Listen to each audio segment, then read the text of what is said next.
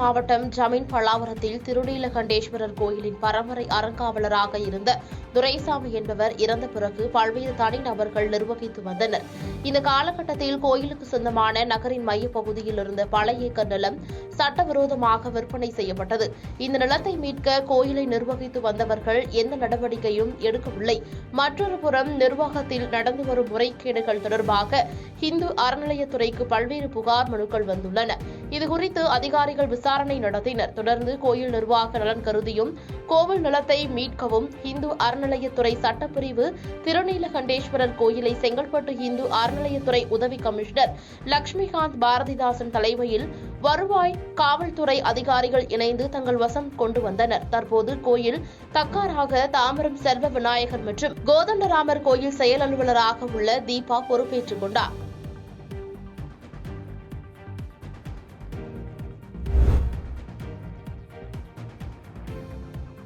பொன்னேரி அருகே வீட்டு வாசலில் நிறுத்தி வைத்திருந்த இருசக்கர வாகனம் திருடு போனது குறித்து போலீசார் விசாரணை மேற்கொண்டு வருகின்றனர். திருவள்ளூர் மாவட்டம் பொன்னேரி அடுத்த திருவேங்கடபுரம் தசரத நகரில் வசித்து வருபவர் மூதாட்டி சரஸ்வதி. இந்த நிலையில் இவர் வீட்டை பூட்டிக் கொண்டு அருகில் உள்ள மகன் வீட்டில் தங்கியுள்ளார். அப்போது நள்ளிரவு இவரது வீட்டில் வித்தியாசமான சத்தம் கேட்டதால் அருகில் இருந்தவர்கள் கூச்சலிட்டுள்ளனர். அப்போது மர்ம நபர்கள் இருவர் தப்பிச் சென்றுள்ளனர். இதுகுறித்து தகவல் அறிந்த மூதாட்டி சரஸ்வதி வீட்டிற்கு திரும்பி வந்து பார்த்தபோது இரும்பு கேட்டின் பூட்டு உடைக்கப்பட்டு கடப்பாறையை கொண்டு வீட்டின் கதவை உடைக்க முயன்றுள்ளது தெரியவந்தது. இதேபோல் பொன்னியம்மன் நகரில் வசித்து வரும் தனியார் நிறுவன ஓட்டுநர் பழனி என்பவர் தமது வீட்டின் வாசலில் நிறுத்தி வைத்திருந்த இருசக்கர வாகனத்தை மர்ம நபர்கள் திருடிச் சென்றுள்ளனர். இதுகுறித்து பொன்னேரி போலீசார் அருகில் உள்ள கண்காணிப்பு கேமராவில் பதிவான காட்சிகளை கொண்டு விசாரணை நடத்தி வருகின்றனர். இதில் மர்ம நபர்கள் இருவர் நள்ளிரவு நோட்டமிட்டு கொள்ளையடிக்கும் காட்சிகள் கண்காணிப்பு கேமராவில் பதிவாகியுள்ளது. அதன் அடிப்படையில் போலீசார் மர்ம நபர்களை தேடி வருகின்றனர்.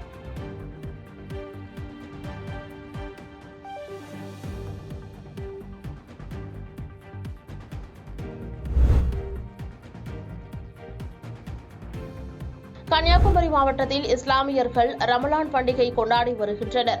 இஸ்லாமியர்களின் புனித மாதம் ரமலான் மாதம். இஸ்லாமியர்களின் முக்கிய கடமைகளில் ஒன்றாக நோன்பு இருத்தல் கருதப்படுகிறது. இந்த ரமலான் மாதம் பசி, உணவு உள்ளிட்டவற்றை மறந்துவிட்டு தொழுகை ஒழுக்கத்தை கடைபிடிப்பதாக உள்ளது. இதனையொட்டி சவுதி அரேபியாவிலும் கேரளாவிலும் பிறை தென்பட்டதால் ரம்ஜான் பண்டிகை கொண்டாடப்படுவதாக அறிவிக்கப்பட்டது. இந்நிலையில் கன்னியாகுமரி மாவட்டம் நாகர்கோயில் கோட்டார் இளங்கடை பகுதியில் உள்ள பாபா காசிம் ஒளியுல்லா தர்கா முன்புள்ள மைதானத்தில் ஏராளமான முஸ்லிம்கள் ரமலான் தொழுகையில் ஈடுபட்டனர்.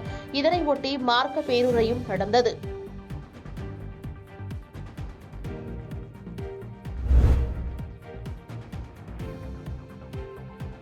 ஒசூர் அருகே நடிகர் விந்தியா தெலுங்கு மொழியில் வாக்கு சேகரிப்பில் ஈடுபட்டார்.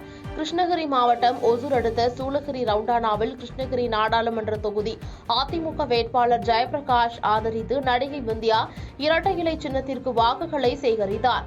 அப்போது தெலுங்கு மொழியில் உகாதி வாழ்த்துக்களை கூறி திமுக அரசு அளித்துள்ள தேர்தல் வாக்குறுதிகளை விமர்சித்து பேசினார்.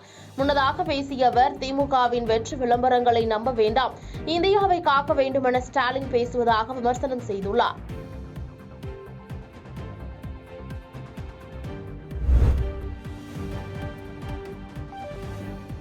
சாலை வசதி ஏற்படுத்தி தராததை கண்டித்து கிராம மக்கள் தேர்தலை புறக்கணிக்கப் போவதாக தீர்மானம் நிறைவேற்றியுள்ளனர்.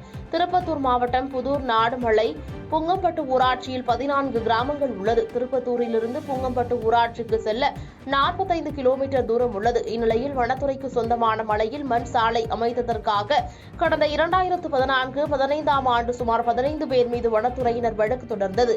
கடந்த 8 ஆண்டுகளாக நடைபெற்ற வழக்கை கடந்த ஜனவரி மாதம் நீதிமன்றம் தள்ளுபடி செய்தது.